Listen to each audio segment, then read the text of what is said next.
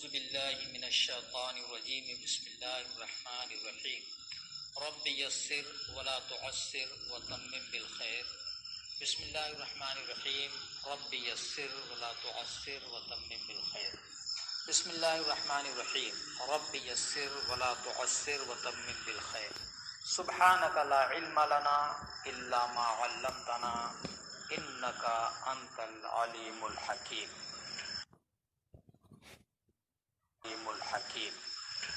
بسم اللہ الرحمن الرحیم الحمد للہ الذی نزل الفرقان على عبده ليكون للعالمین نذیرا فتحدى بأقصر سورة من سوره مصاقع الخطباء من العرب العرباء فلم يجد به قديرا وأفحم من تصدى لمعارضته من فصحاء عدنان وبلغاء قحطان حتى حسبوا أنهم سحروا تسحيرا ثم بين للناس ما نزل إليهم حسب ما عن لهم من مصالحهم ليتدبروا آياته وليتذكر أولو الألباب تذكيرا فكشف قناع الانغلاق عن آيات محكمات هم الكتاب وآخر متشابهات هن رموز الخطاب تأويلا وتفسيرا وأبرز غوامض الحقائق ولطائف الدقائق ليتجلى لهم خفايا الملك والملكوت وخبايا القدس والجبروت ليتفكروا فيها تفكيرا ومهد لهم قواعد الأحكام وأوضاعها من نصوص الآيات وعلمائها ليذهب عنهم الرجس ويطهرهم تطهيرا۔ یہ خطبے کا متن تھا۔ سب سے پہلے ہم علم تفسیر کے تعلق سے علم تفسیر کی تعریف، موضوع اور غرض و غایت بیان کرتے ہیں۔ اس کے بعد ہم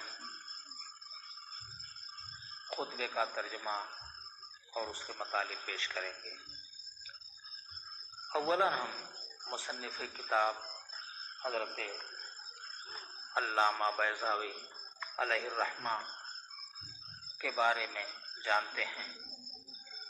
آپ کے حالات اور آپ کے کا علمی مقام مرتبہ کیا ہے۔ چنانچہ مفسر رحمۃ اللہ علیہ کا نام نامی و اسم گرامی عبداللہ اور لقب ناصر الدین ہے اور کنیت ابو الخیر۔ ملک شیراز میں ایک گاؤں بیضا ہے جہاں کے آپ رہنے والے ہیں، اسی کی طرف منسوب کرتے ہوئے ان کو بیضاوی کہا جاتا ہے۔ یہ بہت بڑے عالم اور زاہد و صوفی تھے، مسلکن شافعی تھے مگر متعصب اور متشدد نہ تھے۔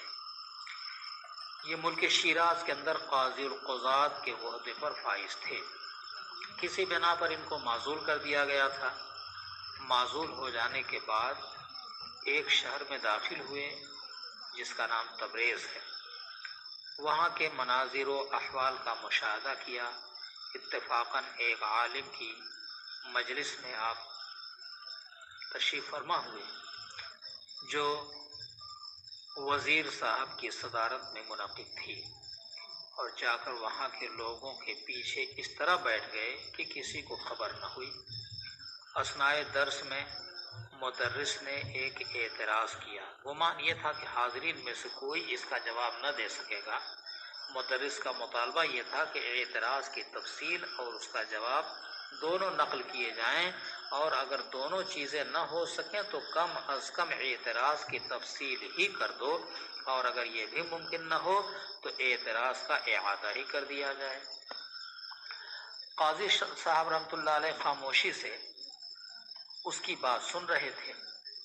چنانچہ مدرس صاحب اپنے کلام کو ختم کر بھی نہ پائے تھے کہ قاضی صاحب نے جواب دینا شروع کر دیا۔ مدرس برہم ہوئے اور کہا کہ تمہارے جواب کو اس وقت تک نہیں سن سکتا جب تک کہ اعتراض کا اعادہ نہ کر دو۔ قاضی صاحب نے اس پر کہا کہ بلفظ ہی اس کا اعادہ کر دوں یا اس کا مفہوم نقل کر دوں؟ مدرس نے کہا بلفظ ہی۔ تب قاضی صاحب نے بلفظ ہی اعتراض کا اعادہ کیا اور پھر اس کا حل کیا۔ حل پیش کرنے کے ساتھ ساتھ اس کا جواب بھی دیا اور یہ بھی بتلایا کہ تمہارے اعتراض کی ترتیب میں یہ خلل ہے، اور پھر اپنی طرف سے مدرس پر اعتراض کر کے جواب کا مطالبہ کیا، مگر مدرس کے اوپر اس اعتراض کا جواب دشوار ہو گیا۔ وزیر صاحب بہت ہی حیرت کی نظر سے اس منظر کو دیکھ رہے تھے۔ جب وزیر کو یقین ہو گیا کہ مدرس صاحب اعتراض کا جواب نہ دے سکیں گے تو وہ قاضی صاحب کے کمال کا معترف ہوا۔ چنانچہ اپنی جگہ سے اٹھا اور قاضی صاحب کو اٹھا کر اپنے قریب کر لیا اور پوچھا من انت و من این؟ قاضی صاحب نے فرمایا کہ میں قاضی ہوں، بیضا کا رہنے والا ہوں، لیکن عہدہ قضا سے مجھ کو معطل کر دیا گیا۔ میں چاہتا ہوں کہ پھر مجھ کو میرے سابقہ عہدے پر فائز کر دیا جائے۔ وزیر نے فوراً ان کو عہدہ قضا دے دیا اور خلعت شاہی پہنا کر واپس کر دیا۔ یہ حضرت علامہ بیضاوی رحمۃ اللہ علیہ کی شان اور ان کی علمی کمالات کی دلیل ہے۔ آپ کی تاریخ ولادت کے سلسلے میں مورخین خاموش ہیں، لیکن سن وفات کے تعلق سے دو قول نقل کیے گئے ہیں۔ نمبر 1 641 اور نمبر 2 685، یہ ان کی تاریخ وفات بیان کی جاتی ہے۔ بہرحال یہ علامہ بیضاوی رحمۃ اللہ تعالی علیہ کا مختصر تعارف ہوا۔ اب ہم اس علم کی تعریف اور اس کے موضوع پر کلام کرتے ہیں۔ علم تفسیر، تعریف یہ ہے اس کی اصطلاحی تعریف، هو علم بأصول يعرف بها معانی کلام اللہ على حسب الطاقت البشریہ، یعنی ان اصول کا جاننا جن کے ذریعے کلام الہی کے معانی حتی الامکان معلوم ہو سکیں۔ اس علم کا موضوع آیات قرآنی ہے، اس حیثیت سے کہ ان کے اور غرض و غائب الفوز بسعادت الدارین، یعنی دارین کی نیک بختی حاصل کر کے بامراد ہونا۔ یہ علم تفسیر کی تعریف، غرض و غائب اور موضوع بیان ہوئی۔ اب آئیے ہم کتاب کے خطبے کا ترجمہ بیان کرتے ہیں۔ علامہ بیضاوی علیہ الرحمہ نے خطبہ میں ذکر کیا الحمدللہ الذی نزل الفرقان علی عبدہ لیکون للعالمین نذیرا۔ تمام تعریفیں اللہ کے لیے جس نے اپنے خاص بندے یعنی حضرت محمد صلی اللہ تعالی علیہ وسلم پر تدریجاً قرآن پاک کو نازل فرمایا تاکہ وہ قرآن سارے عالم کے لیے نذیر یعنی ڈرانے والا ہو۔ فتحدى بأقصر سورة من سوره مساقع الخطباء من عرب العرباء۔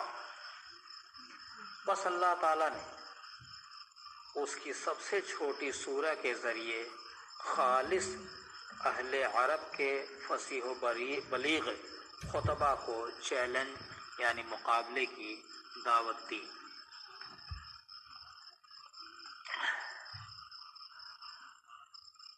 فلم یجد بہی قدیرہ، تو اس چھوٹی سی سورہ کے مقابلے پر کسی کو قادر نہیں پایا۔ وَأَفْحَمَ مَنْ تَصَدَّى لِمُعَارَضَتِهِ مِنْ فُصَحَاءِ عَدْنَانَ وَبُلَغَاءِ قَحْطَانَ حَتَّى حَسِبُوا أَنَّهُمْ سُحِرُوا تَسْحِيرًا۔ اور اسے ساکت و لاجواب کر دیا جو قرآن یا بندے خاص سے مقابلہ کے درپے ہوا فصحائے عدنان اور بلغائے قحطان میں سے، حتیٰ کہ انہوں نے گمان کر لیا کہ ان پر پوری طرح جادو کر دیا گیا ہے۔ ثم بین للناس ما نزل الیہم حسب ما عن لهم من مصالحهم لیتدبروا آیاتہ ویتذکر اولو الالباب تذکیرا۔ پھر اللہ تعالیٰ نے لوگوں کے لیے نازل کردہ قرآن میں بیان کیا اسی کے مطابق جو مصلحتیں ان کو پیش آئیں، تاکہ وہ اس کی آیات میں غور کریں اور اہل عقل اس سے خوب نصیحت حاصل کریں۔ فکشف قناع الانغلاق عن آیات محکمات ہن ام الکتاب وآخر متشابہات ہن رموز الخطاب تأویلا و تفسیرا۔ پس اللہ تعالیٰ نے ان آیات محکمات سے جو کتاب کی اصل ہیں پیچیدگیوں کے پردے منکشف کر دیے تاویل و تفسیر کے ذریعہ، اور دوسری آیات متشابہات سے پیچیدگیوں کے پردے منکشف کر دیے جو خطاب باری تعالیٰ کے رازہائے زربستہ ہیں۔ وَأَبْرَزَ غوامض الحقائق والطائف الدقائق لیتجلی لهم خفایا الملک والملکوت وخبایا القدس والجبروت لیتفکروا فیہا تفکیرا۔ اور اللہ تعالیٰ نے پوشیدہ حقائق اور باریک لطائف کو ظاہر فرمایا تاکہ لوگوں کے لیے عالم شہود اور عالم غیب کی مخفی چیزیں اور صفات جمالی اور صفات جلالی کی پوشیدہ چیزیں روشن ہو جائیں تاکہ لوگ اس میں غور و فکر کریں۔ وَمَهَّدَ لَهُمْ قَوَاعِدَ الْأَحْكَامِ وَأَوْضَاعَهَا مِن نُّصُوصِ الْآيَاتِ وَعَلْمَائِهَا لِيَذْهَبَ عَنْهُمُ الرِّجْسَ وَيُطَهِّرَهُمْ تَطْهِيرًا۔ اور اللہ تعالیٰ نے لوگوں کے لیے احکام کے قواعد اور ان کی علتوں کو بیان کیا جو نصوص آیات اور ان کے اشارات و کنایات سے مستنبط ہیں، تاکہ ان سے ظاہری اور باطنی گندگی کو دور کر دے اور انہیں خوب خوب پاک کر دے۔ یہ خطبے کا ترجمہ مکمل ہوا اور خطبے کی یہ عبارتوں میں سے اس کا ایک حصہ ہے۔ انشاءاللہ ہم اسی طرح سے آئندہ عبارت اور اس کے ترجمے پیش کریں گے۔ تفسیر کے تعلق سے الحمدللہ تمام تعریفیں اللہ کے لیے، اللہ تعالیٰ کی حمد کرنا اس کے تمام اختیاری خوبیوں پر۔ یہ مصنفین کا طریقہ اور قرآن مقدس کی پیروی ہے کہ قرآن مقدس بھی الحمدللہ سے ہی شروع ہے اور ہمارے اسلاف کا طریقہ بھی یہی ہے۔ نبی پاک صلی اللہ تعالیٰ علیہ وسلم کی سنت اور ان کی حدیث سے بھی یہ ثابت ہے کہ ہر کام کو اللہ کی حمد سے شروع کرنا چاہیے۔ اس خطبے میں الذی نزل، لفظ نزل یہ فعل ماضی ہے، باب تفعیل سے آیا ہے، جس کے معنی تدریجاً اور رفتہ رفتہ اتارنا۔ چونکہ قرآن مقدس 23 سال میں نازل ہوا ہے، رفتہ رفتہ نازل ہوا ہے، حسب ضرورت اللہ تعالیٰ نے اس کو نازل کیا۔ فرقان، فارق بین الحق والباطل، حق و باطل کے درمیان فرق کرنے والی چیز۔ مراد یہاں پر کلام الہی یعنی قرآن مقدس ہے کہ اس نے حق و باطل کے درمیان فرق اور فصل کیا۔ علی عبدہ، اپنے بندے پر، بندے سے مراد رسول پاک صلی اللہ تعالی وسلم کی ذات مقدس ہے، آپ کی عبودیت آپ کی رسالت سے بڑھ کر، اس لیے کہ عبودیت بندہ ہونا، اللہ تبارک و تعالیٰ نے ان کو اپنا بندہ فرمایا۔ یہ رسول پاک صلی اللہ تعالیٰ علیہ وسلم کی شان اور ان کی عظمت کو بیان کرتا ہے۔ یعنی رسول پاک صلی اللہ تعالیٰ علیہ وسلم اللہ کے بندے ہیں۔ ایک سوال یہ پیدا ہوا کہ رسول اللہ صلی اللہ تعالیٰ علیہ وسلم کے بہت سارے اوصاف ہیں، صفت رسالت بھی ہے، تو اللہ تعالیٰ نے انہیں رسالت بھی عطا فرمائی، لیکن مصنف رحمۃ اللہ علیہ نے عبدیت کا ذکر کیا، ایسا کیوں؟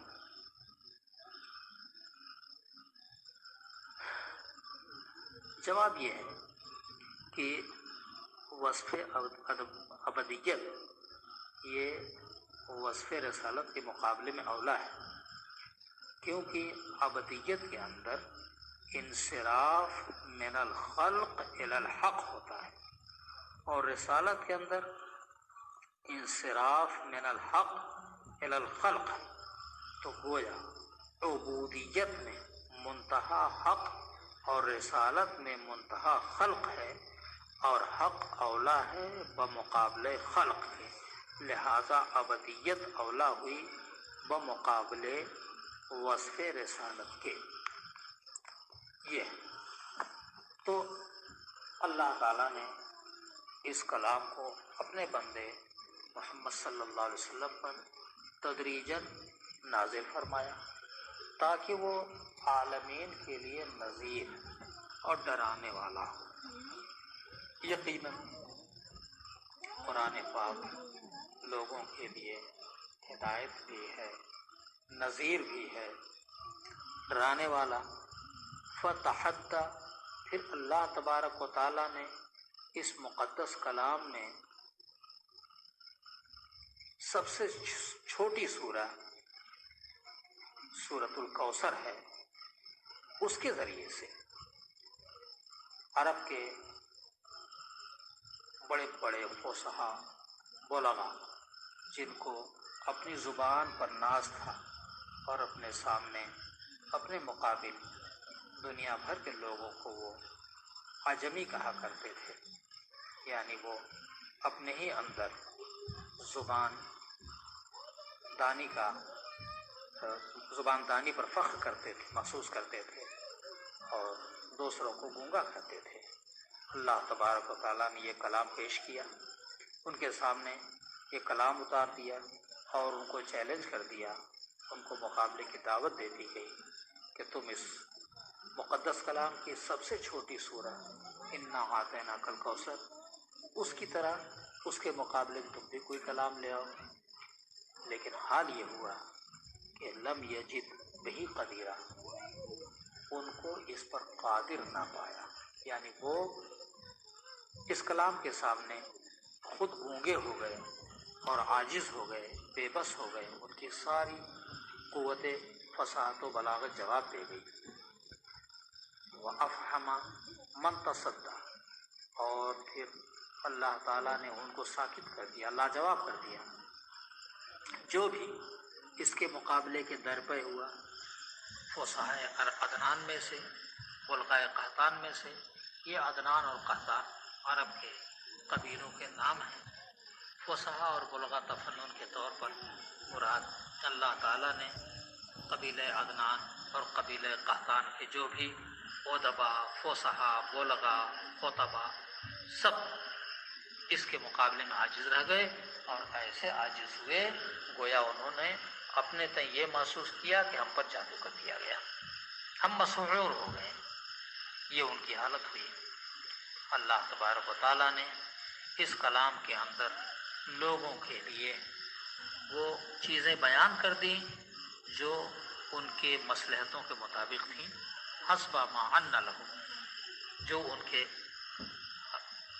مسالے جو ان کے سامنے پیش آئے اس کے مطابق اللہ تعالیٰ نے اس کے اندر بیان فرمایا تاکہ وہ اس میں غور و فکر کریں اور جو عقل والے ہیں وہ اس سے نصیحت حاصل کریں۔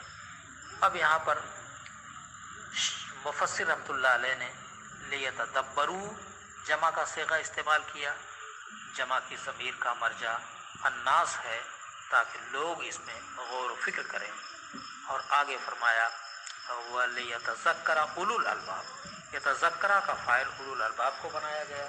اولو الالباب عقل والے، یعنی غور و فکر تو سبھی کریں گے لیکن اس سے نصیحت وہی حاصل کریں گے جو عقل والے ہوں گے، خوب خوب اس سے نصیحت حاصل کریں گے۔ چنانچہ ایسا ہی ہوا۔ فکشف، پس اللہ تعالیٰ نے آیات محکمات سے پوشیدگی اور خفا کے پردے منکشف کر دیے۔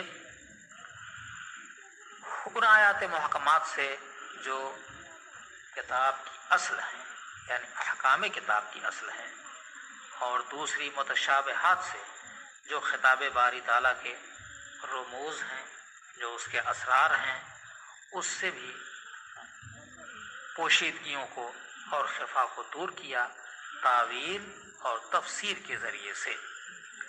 وہ ابرزا، اور ظاہر کر دیا اس کے پوشیدہ حقائق کو، غوامض الحقائق، پوشیدہ حقائق اور لطائف کی باریکیوں کو، لیتجلی لہم الخفایا، تاکہ لوگوں کے لیے اس کی مخفی چیزیں روشن ہو جائیں۔ الملک والملکوت، عالم شہود اور عالم غیب میں جو مخفی چیزیں ہیں وہ لوگوں پر روشن ہو جائیں، اور خبائے القدس والجبروت، یعنی اللہ تبارک و تعالیٰ کی صفات جمالی اور صفات جلالی، یہ اللہ تبارک و تعالیٰ کی دو صفات ہیں، اس کی جو پوشیدگیاں ہیں اور اس کی جو باریکیاں ہیں وہ بھی لوگوں پر ظاہر ہو جائیں، تاکہ اس میں غور و فکر کریں، خوب خوب غور و فکر کرنا۔ وَمَهَّدَ لَهُمْ، اور اللہ تبارک و تعالیٰ نے ان لوگوں کے لیے بیان فرما دیا مہد لہم قواعد الاحکام، احکام کے قواعد اور اس کی علتوں کو، یعنی من نصوص الآیات، جو نصوص آیات سے مستنبط ہوتے ہیں، اور اس کی علتوں سے اور اس کے اشارات و کنایات سے جو قواعد مستنبط ہوتے ہیں ان کو بیان کر دیا، تاکہ ان سے ظاہری باطنی گندگی دور ہو جائے، اللہ تعالیٰ ان کو پاک و صاف کر دے، خوب خوب پاک و صاف کرنا۔ یہ آج کا پہلا سبق خطبے کی عبارت کا ایک ٹکڑا پیش کیا۔